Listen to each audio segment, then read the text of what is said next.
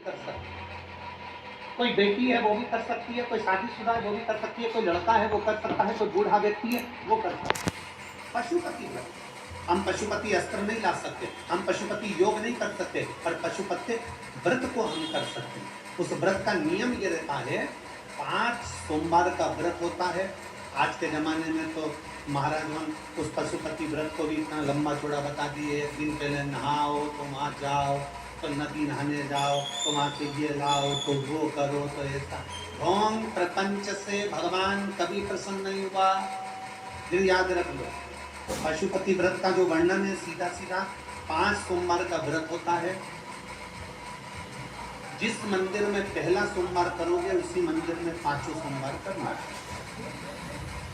तुम्हें कहीं जाना पड़ जाए किसी सोमवार को तो व्रत को छोड़ दो, आना फिर वापिस करना, तो वो 5 गिनती में नहीं। जो छोड़ दिया वो गिनती में नहीं, फिर अगला व्रत गिनती में है। रजस्वला धर्म आ गया, रजो धर्म आ गया, 7 दिन 5 दिन घर में नहीं काम करना है, व्रत मत करो, अगला व्रत करना है, पर गिनाएंगे 5।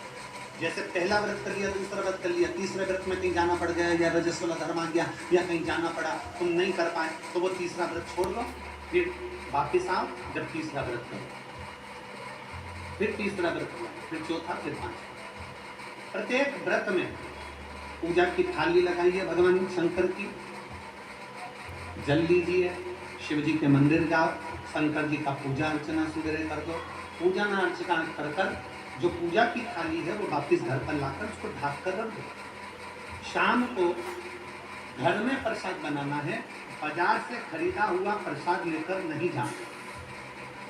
मीठे का कुछ भी प्रसाद, खीर बना लो, हलवा बना लो, सीरा बना लो, तुम्हारी मर्जी पड़ जाए, मीठा चावल बना लो, मीठा भात बना लो, खिरान बना लो, लड्डू बना लो, पेड़ा बना लो, फुर्सत बना लो, जो तुम्हारी मर्जी पड़ जाए, मीठा बनाओ, उतना ही बनाओ जितना मंदिर लेकर। प्रसाद ज़्यादा बन जाएगा तो आप उसमें से आधा घर में छोड़ दोगे, घर में छोड़ दिया तो वो स्वीकार, वो व्रत में स्वीकार नहीं है।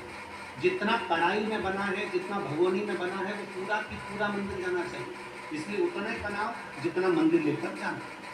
प्रसाद को एक कटोरे में रख लो, पात्र में, थाली में 6 दिए रख लो, और पूजा की थाली वही जो सवेरे वाली है वही लेकर मंदिर जाओ।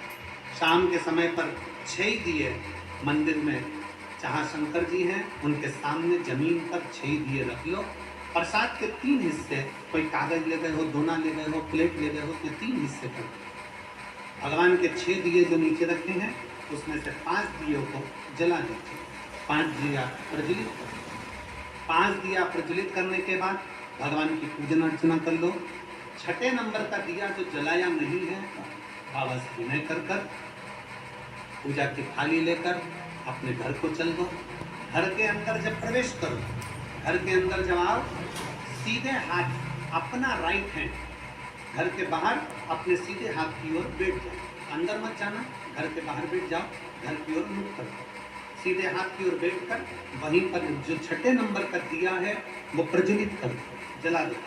दिया जलाकर वहाँ पर विनती करो, बाबा ये मेरा आपकी कृपा से घर, बाबा आप आकर इसमें प्रवेश करना, मेरे दुख काटना, मेरे मन की ये कामना है पूर्ण करना। अंदर जाओ, घर के अंदर जब भोजन करो उससे पहले जो प्रसाद का एक हिस्सा लेकर आए हो उसे खा लो।